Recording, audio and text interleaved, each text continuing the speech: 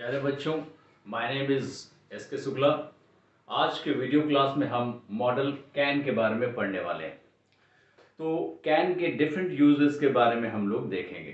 Can एक बहुत ही important model है और इसका यूज़ किस लिए करते हैं सबसे पहले स्ट्रक्चर में हम देखेंगे। कह रहा है कि subject plus can plus V1 इस स्ट्रक्चर का प्रयोग, this structure can be used to show one's power, capacity और ability of doing something in present. अगर वर्तमान में किसी के कैपेसिटी या किसी के एबिलिटी या किसी के अंदर किसी भी क्षमता के बारे में बात करना है तो हम सबसे इंपॉर्टेंट मॉडल जो है कैन, इसका इस्तेमाल करते हैं। जैसे अगर मैं कहूं कि सी can speak 5 different languages, 5 different languages। यानी कि ये एग्जाम्पल क्या कह रहा है, ये किसी महिला या किसी के लड़की के अंदर जो एबिलिटी है या कैपेसिटी है उसके बारे में बात कर रहा है। कह रहा है सी कैन स्पीक 5 different languages, यानी वह जो भी महिला और या लड़की हो उसके बारे में कह रहा है कि वह 5 अलग अलग भाषाएं बोल सकती है। तो यह किसी के अंदर के एबिलिटी के बारे में बात कर रहा है। अब एक और चीज मैं आपको बता दूं, कैन का पास्ट फॉर्म कुड भी होता है, जो पास्ट में किसी के एबिलिटी के बारे में बात करने के लिए यूज किया जाएगा। लेकिन यहाँ पे मैं एक बहुत ही इंटरेस्टिंग चीज आपको बताने वाला हूँ कि कैन का एक अल्टरनेटिव स्ट्रक्चर भी होता है जिसमें हम मॉडल का यूज नहीं करते हैं। तो इसका अल्टरनेटिव स्ट्रक्चर एक और होता है जो है ये subject plus B form of verb plus able to plus V1। यानी एबल टू के प्रयोग से भी हम किसी व्यक्ति के अंदर कैपेसिटी या एबिलिटी का बोध करा सकते हैं, प्रेजेंट में भी, पास्ट में भी और फ्यूचर में भी। अब इस सेंटेंस को हम एबल टू से भी एक्सप्रेस कर सकते हैं। We can say she is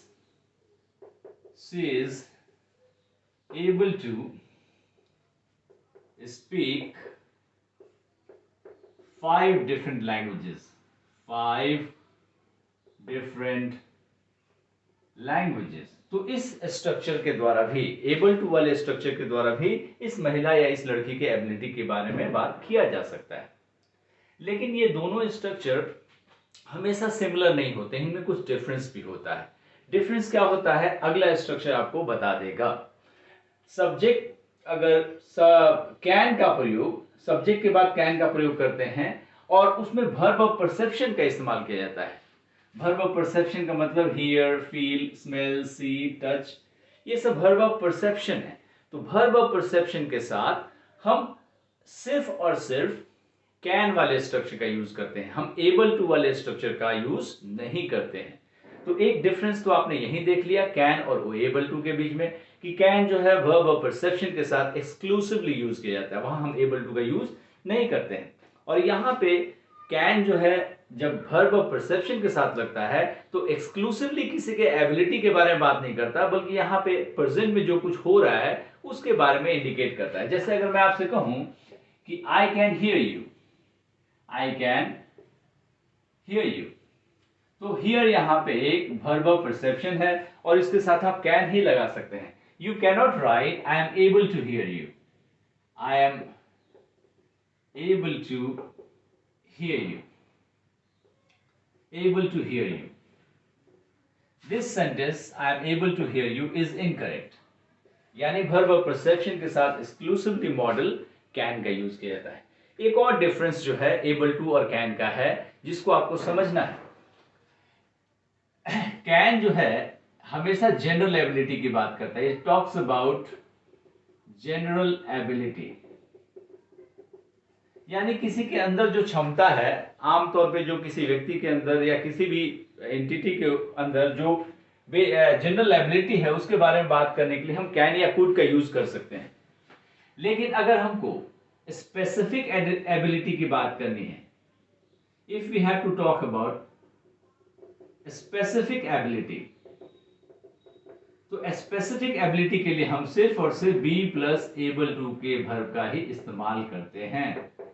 specific ability क्या होता है कि किसी पर्टिकुलर ओकेजन में, किसी स्पेशल सर्कमस्टेंस में अगर किसी के एबिलिटी की बात करनी है तो हम उस केस में एबल टू का यूज करेंगे। जनरल एबिलिटी वाले कैन या कुड का इस्तेमाल हम नहीं करेंगे। जैसे इस एग्जाम्पल को देखिए, अगर मैं सेंटेंस लिखूं कि he fell off the ladder, he fell off the ladder and I was able to help him।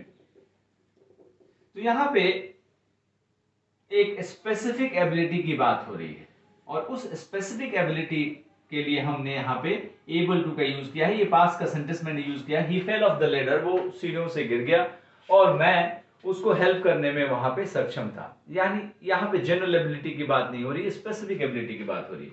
इस एग्जांपल को देखिए, अगर मैं कहूं कि he could read English at the age of 5, at the age of, he could, या read की जगह मैं उससे भी अच्छा वर्ब यूज करता हूं, he could speak English at the age of 5। तो ये ही के जनरल एबिलिटी की बात कर रहा है। तो स्पेसिफिक एबिलिटी के लिए एबल टू का यूज करते हैं और जनरल एबिलिटी के लिए कैन या कुड का इस्तेमाल किया जाता है। अब हम कैन के अगले स्ट्रक्चर को देखेंगे। तो ये दो स्ट्रक्चर तो हमने देख लिया कि किसी के अंदर एबिलिटी की बात करनी हो या वर्ब ऑफ परसेप्शन हो तो उसके साथ कैन लगता है। तीसरा है फॉर सीकिंग फ्रेंडली परमिशन, अगर किसी से परमिशन लेना हो लेकिन ये फॉर्मल परमिशन नहीं है, किसी दोस्त से या किसी जान पहचान वाले से परमिशन लेना है तो उसको फ्रेंडली परमिशन कहते हैं। फ्रेंडली परमिशन के लिए हम कैन का यूज कर सकते हैं। जैसे यू कैन आस्क समबडी, अगर कोई आपका दोस्त है तो आप उससे कह सकते हैं can I use your pen. तो ये फ्रेंडली परमिशन है, दोस्ताना परमिशन ले रहे हैं तो फ्रेंडली परमिशन के लिए कैन का यूज कर सकते हैं। अगला स्ट्रक्चर कह रहा है कि subject plus can plus V1, this structure can also be use to give permission. अगर हमको किसी को परमिशन भी देना है तो हम कैन वाले स्ट्रक्चर का यूज कर सकते हैं। तो परमिशन लेने के लिए, लेकिन फ्रेंडली परमिशन, और परमिशन देने के लिए भी हम कैन का यूज कर सकते हैं। जैसे आप किसी से कहेंगे यू कैन प्ले हियर, आप किसी को परमिशन दे रहे हैं अपने जगह पे खेलने के लिए, तो परमिशन देने के लिए कैन का यूज कर सकते हैं। यहां पे लास्ट स्ट्रक्चर यहां पे मैंने लिखा है subject plus can plus V1। Can के बाद हमेशा V1 आता है, इसलिए सारे स्ट्रक्चर्स में मैंने कैन के बाद V1 ही यूज किया। पहला स्ट्रक्चर हो या दूसरा स्ट्रक्चर हो या तीसरा स्ट्रक्चर हो या चौथा या पांचवा स्ट्रक्चर, तो पांचवा structure subject plus can plus V1, इसी स्ट्रक्चर का प्रयोग आप थ्योरेटिकल पॉसिबिलिटी के लिए भी कर सकते हैं। तो अगर थ्योरेटिकल पॉसिबिलिटी की बात करनी है तो आप